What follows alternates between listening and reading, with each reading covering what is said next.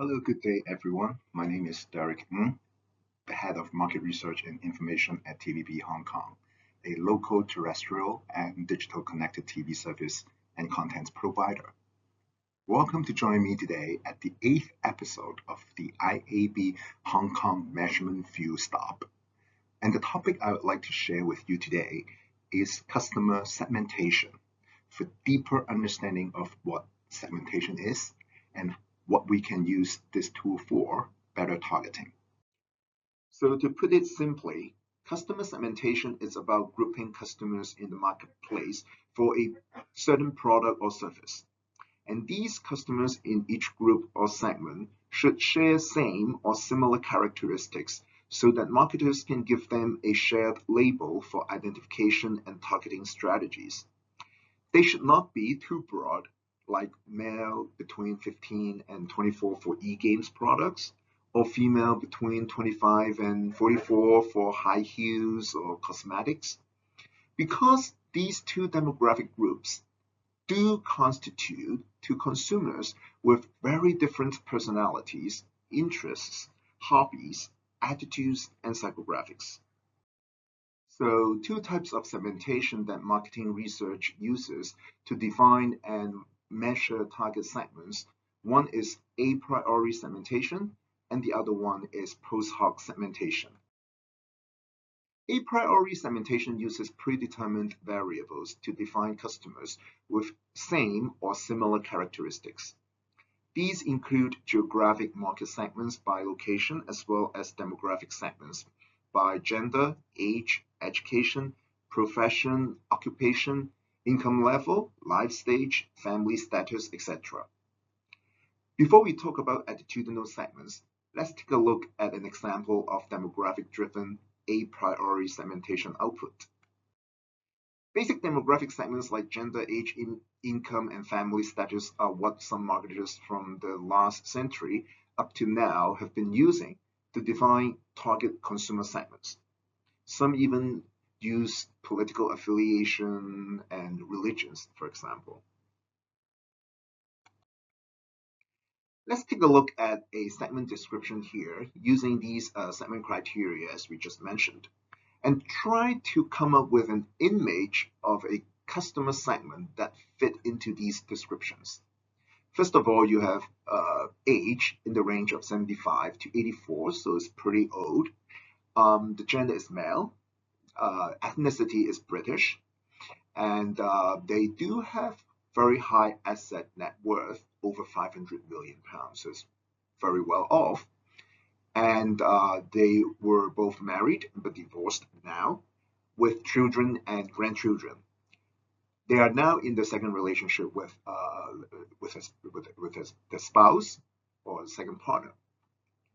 And leisure interest is in art, and they both like music and painting. So what kind of a persona do you have in mind? 3, 2, 1, let's see. We have King Charles III and Mick Jagger of the Rolling Stones fitting all these demographic criteria and falling into the same profile segments by the above demographic characteristics. So with these two gentlemen in the same segment, would you think they would be drawn to the marketing campaign for Maserati the same way, or would they be more likely to respond to a Maybach new model the same way? It's not likely, I guess. At least the royal family may prefer to stick with a British brand like Rolls-Royce, while the superstar rocker may enjoy the flame and the speed of Lamborghini. So a priori segmentation by basic demographic groupings seems to be unable to differentiate customer segments that have lifestyle, psychographic, personality, and attitudinal differences, as it only allows us to identify some predetermined parameters. Here is where attitudinal dimensions will fit in. And most often, this involves the deployment of a list of attributes that help determine which attitudinal group each person falls into. Each group here is exclusive, and individuals are assigned to the group based on how they respond to a set of predetermined questions. For attitudinal segments that reflect personality and lifestyle differences, psychologists would use a mutually exclusive set of predetermined rules so that each individuals, upon completion of the attribute evaluation, usually in the form of a yes or no question or a rating scale of 1 to 5 to show agreement level to the statement, will be assigned a segment label that best describes her or him into one of the typologies. One of the more well-known examples of this type of attitudinal segments is MBTI, the Myers-Briggs Type Indicator, and is often used in schools or corporations for recruitment and staff evaluation, and some usually use it for personal self-discovery. For more information on MBTI, here is a YouTube video that you can try to explore.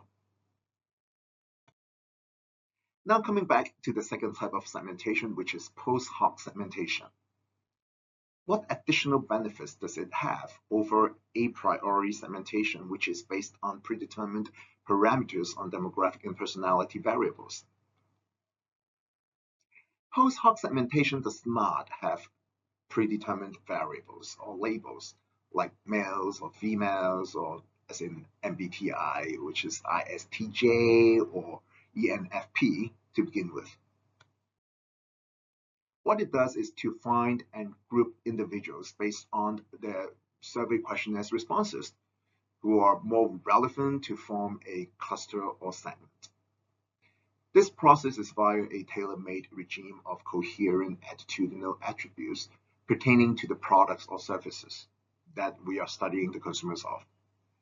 Usually these attributes are identified from qualitative research like focus groups or immersions interviews with consumers of certain products or services. These clusters, as we see in the diagram, should therefore be distinctive enough so that they do not cross the lines beyond or overlap with each other. And at the same time, within, they should be relevant.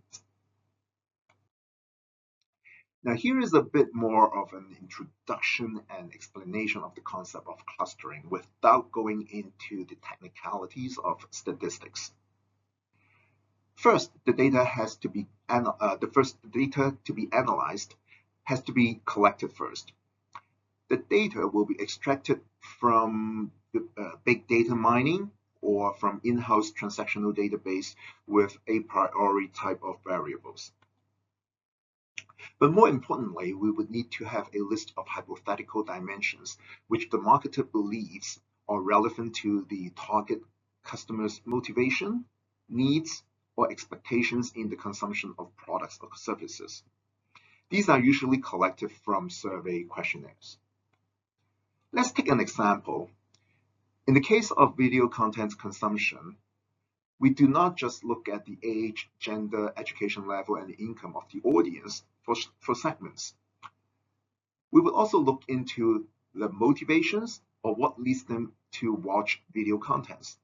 With whom do they watch? How often do they watch? How long? And when and where do they watch? And more importantly, we will also need to know what excites them the most and what bores them the most. What are the expectation gaps in their viewing experiences as far as the technology or the genre of the video contents are concerned? This hypothesis building stage requires systematic approach. And one of the ways to do this is through pre-segmentation focus group to scope and to understand the personality, lifestyle, attitudes, and psychographics elements of the audience in the market in order for us to be able to develop the dimensions and possible segment drivers. Now let's take a look at a hypothetical case study for an alcoholic beverage market in East Asia. The category and the brand name are modified and hidden to protect the interests of the sponsor of the study. In the traditional a priori segmentation approach, these various beer categories find their targets by predetermined variables such as age, gender, consumption channel, whether it's on-trade or off-trade, income, as well as the social media usage. So fair enough.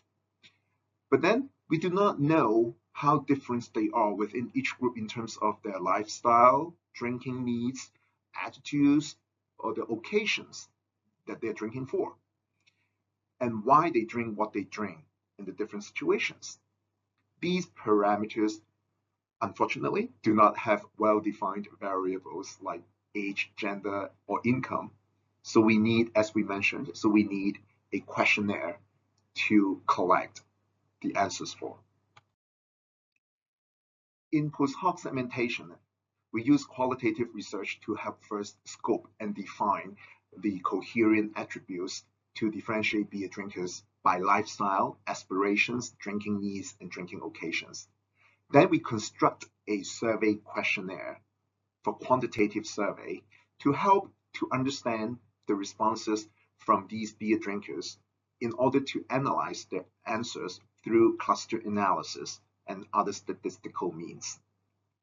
The resulting cluster outputs will be profiled, as you see on the screen, and analyzed to define the corresponding segments. Here is an example of the output of segments along with the beer type and the amount they drank in the last 4 drinking occasions for market sizing estimation. With post hoc segmentation's address of undefined variables like what we have seen, different from the pure age, gender, or MBTI driven segments, we can more readily identify real consumers in flesh. Segments that you can associate with, segments that you can see in yourself or someone you know in your day-to-day life more vividly and more in 360 degrees. Finally, I'd like to thank you for joining me and also for your interest in the topic. We welcome any comments or suggestions to the topic.